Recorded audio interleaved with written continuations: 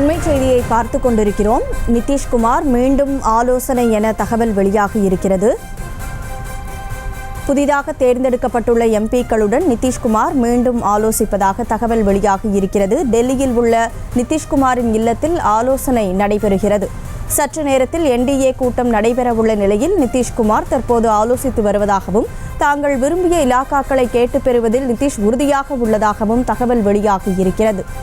புதிதாக தேர்ந்தெடுக்கப்பட்டுள்ள எம்பிக்களுடன் நிதிஷ்குமார் டெல்லியில் உள்ள தன்னுடைய இல்லத்தில் ஆலோசனை மேற்கொண்டு வருகிறார். சற்று நேரத்தில் என்டிஏ கூட்டம் நடைபெறவுள்ள நிலையில் நிதிஷ்குமார் ஆலோசனை செய்து வருகிறார். அந்த அண்மை செய்தியை பார்த்து கொண்டிருக்கிறோம். தாங்கள் விரும்பிய இலாக்காக்களை கேட்டு பெறுவதில் நிதிஷ் உறுதியாக இருப்பதாகவும் தகவலானது வெளியாகி இருக்கிறது. கூடுதல் விவரங்களோடு செய்தியாளர் மதியழகன் இணைப்பில் இருக்கீங்க. முழு விவரங்களை பதிவு செய்யலாம். நடந்து முடிந்த நாடாளுமன்ற மக்களவை தேர்தலில் நிதிஷ்குமாரினுடைய ஐக்கிய ஜனதா தளம் கட்சி பீகாரில் 16 எம்பிக்களை பெற்றிருக்கிறது. அந்த கட்சி ஏற்கனவே தேசிய ஜனநாயக கூட்டணியில் தொடரப்போவதாக அறிவித்து அது தொடர்பான ஆலோசனை கூட்டத்திலும் பங்கேற்று பிரதமர் நரேந்திர மோடியை பிரதமராக தேர்ந்தெடுப்பதற்கு ஆதரவும் தெரிவித்திருக்கிறது. இந்த நிலையில் புதிதாக தேர்ந்தெடுக்கப்பட்டிருக்கக்கூடிய ஐக்கிய ஜனதா தள கட்சியினுடைய நாடாளுமன்ற உறுப்பினர்கள் கூட்டம் டெல்லியில் இருக்கக்கூடிய நிதிஷ்குமார் இல்லத்தில் ஆலோசனை தற்பொழுது தொடங்கி நடைபெற்று வருகிறது.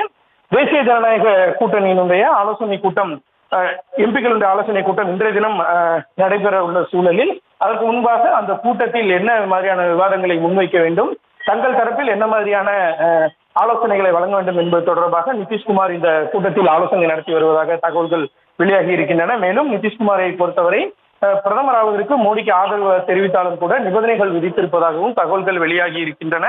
அந்த வகையில் அமைச்சரவையில் இடம்பெறுவது குறித்தும் என்ன மாதிரியான அமைச்சரவை இலாக்காக்களை கேட்டு பெறுவது, நிபந்தனைகள் ஏதேனும் விதிப்பதா என்பது தொடர்பாகவும் நிதிஷ்குமார் இந்த ஆலோசனையில் கலந்து ஆலோசித்து வருவதாக தகவல்கள் வெளியாகி இருக்கின்றன. சற்று நேரத்தில் என்டிஏ கூட்டம் நடைபெற உள்ள நிலையில் நிதிஷ்குமார் மீண்டும் ஆலோசனை மேற்கொண்டு வருகிறார். விவரங்களை வழங்கியதற்கு நன்றி மதியழகன். செய்திகளை உடனுக்குடனும் துல்லியமாகவும் தெரிந்து கொள்ள சப்ஸ்கிரைப் பண்ணுங்க.